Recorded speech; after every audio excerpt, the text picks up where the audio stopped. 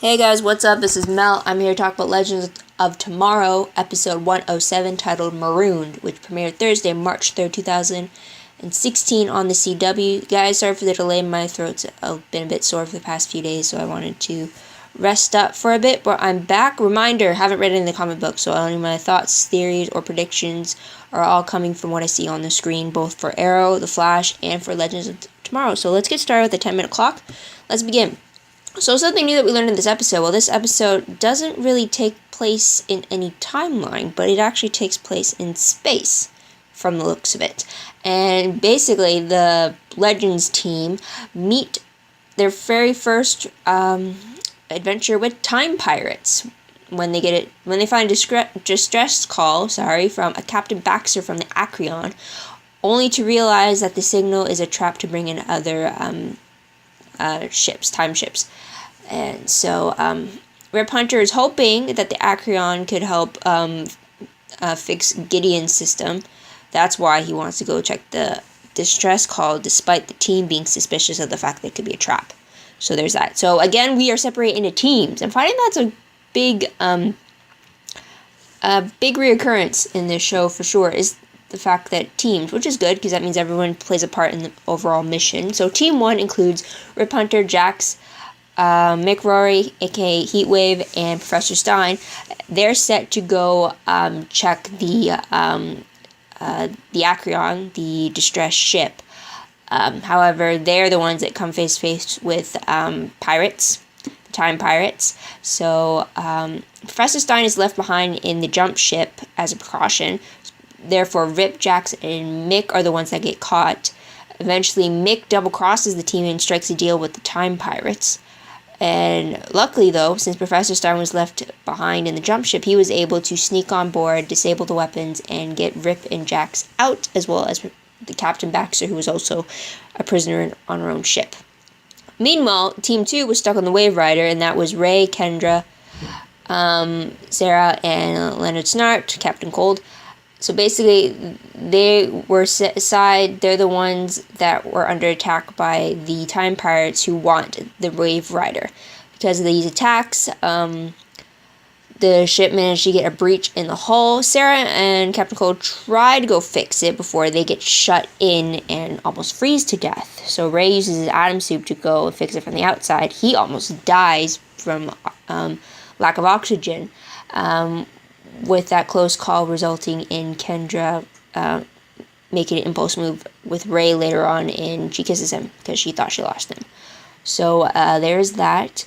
Also, overall, because of Heatwave's betrayal, or double cross, whatever you want to call it, to the team, they're now trying to figure out what to do with him.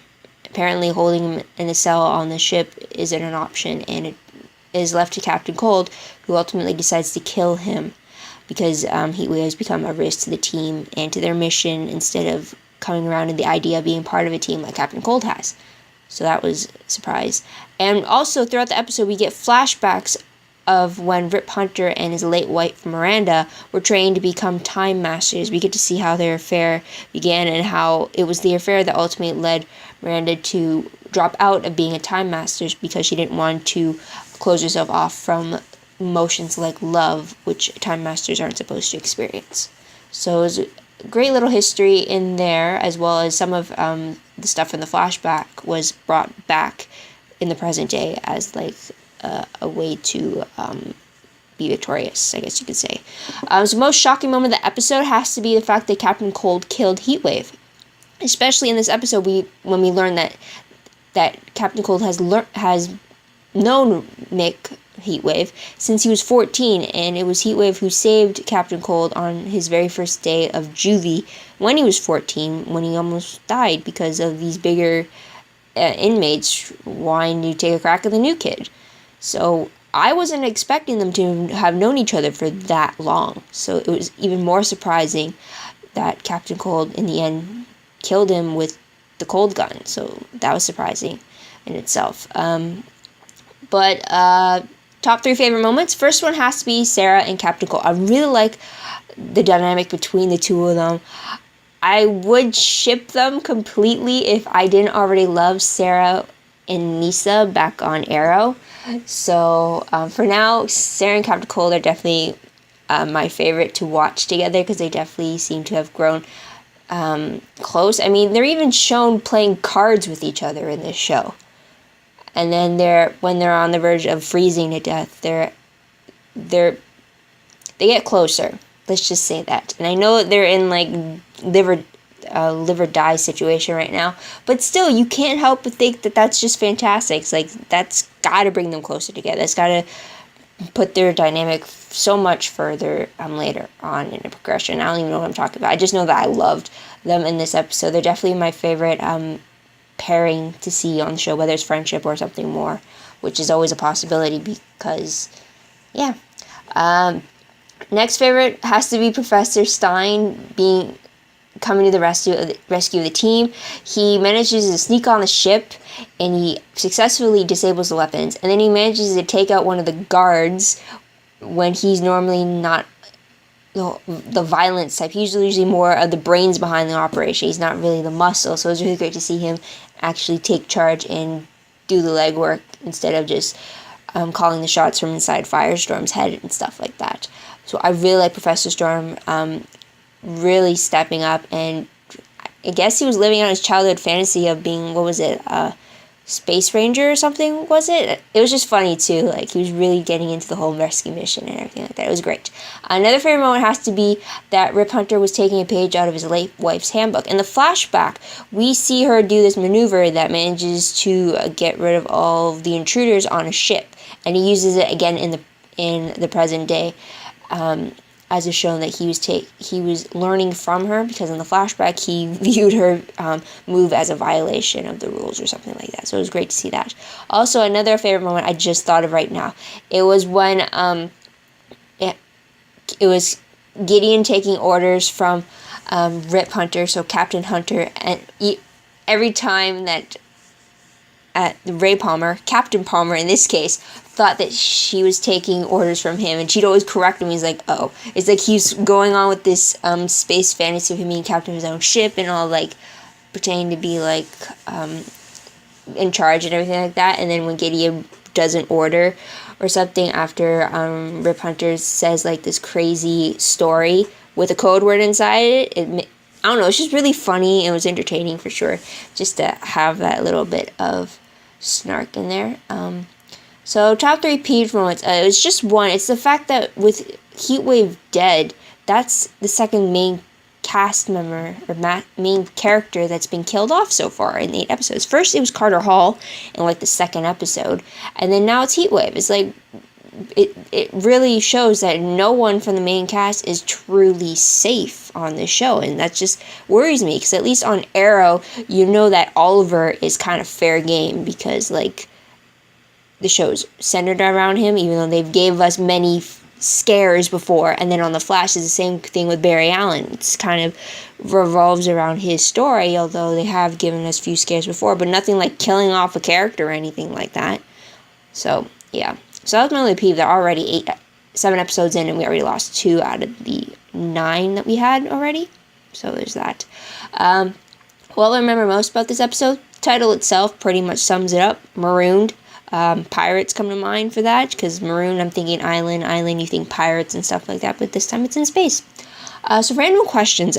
First one, in this episode we learned that Rip Hunter is just an alias, because to stop any enemies from hunting down his real name and then going through the timeline and messing with his history or his future and stuff like that. So Rip Hunter is an alias. So my question is it possible that he could be a descendant of a character we already know from Arrow or The Flash? I mean, could that be a possibility? Because Rip Hunter, obviously, we don't know anybody with the last name Hunter or anything like that. But if it's just an alias, then there's a possibility, for all we know, he could be a descendant of Oliver Queen. He could be a descendant of Barry Allen. He could be a descendant of Laurel Lance, Felicity Smoke, Captain Lance, whatever. Hopefully not, because he seems to be, there might be a flirtatious vibe between him and Sarah, so hopefully not. But you catch my drift, right? Caitlin Snow could be an an ancestor of his, or Cisco, or anyone else, Iris, Joe, Dr. Wells even. It really has me wondering if it's possible that he is truly connected to any of the characters we already know. Or even, what if he's connected to one of the characters on the team itself? I mean, that'd be crazy, right? But next question. Do you think Rip Hunter knows anything about about the multiverse? He's the expert on time travel, but what about the interdimensional travel thing that Barry's been experiencing with Earth 1, Earth 2, possibly at Earth 3 coming around because of Supergirl? But do you think he knows anything about that?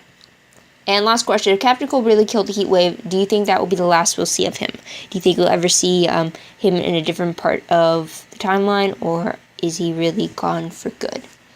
And that's about it. So I'm moving on to predictions. Based off the promo for episode 108, it looks like we see Vandal Savage again, but in 1959. And it looks like he gets his hands on Jax, and he injects something into him, which causes Jax's eyes to go pitch black. I'm thinking demon again every time I see those eyes. But yeah, so overall prediction based off of that, I'm thinking that whatever is injected into Jax that caused those black eyes, it's going to have a lasting effect on him. Maybe it will mess with the whole Firestorm Matrix. Maybe it messes with his head. Maybe it takes control of him or something. I don't know, but it's definitely not looking good. But hopefully Jax can work through it or figure out some way to work through it. And next prediction and last one. Hopefully we'll find the team getting closer to finding a way to stop Savage before they run into him in the 1950s. Hopefully. They can't just always rush in trying to find him with no plan to stop him. They need a concrete plan to do that. And that's about it. So thank you guys for listening in. I truly appreciate it. Tell me what you guys thought about the episode. What did you like about it? What you think is going to happen next? Let me know in the comments below. Love to hear about it. Don't forget to like this video, subscribe to my channel, check out my other videos if you haven't done so already. And also don't forget to share this with everyone else who's watching Legends of Tomorrow. Let's spread the word around and let's keep this viewership for the show going. And also, if you want to check out my Tumblr page, I reblog a lot of the stuff that comes up for Legends of Tomorrow. That's promos, web clips, sneak peeks, quotes, synopses, GIFs, stuff like that. So link for that will be down below for all Legends of Tomorrow tags, arrow tags, flash tags, as well as for the episode specifically. So check that out. And that's it. So thank you guys for watching again. I hope you guys come back next week to see what I have to say. Sorry for being all tongue-tied. But hope you don't mind. So until then, this is Mel. Wishing you a great day, great week wherever you are. Bye for now.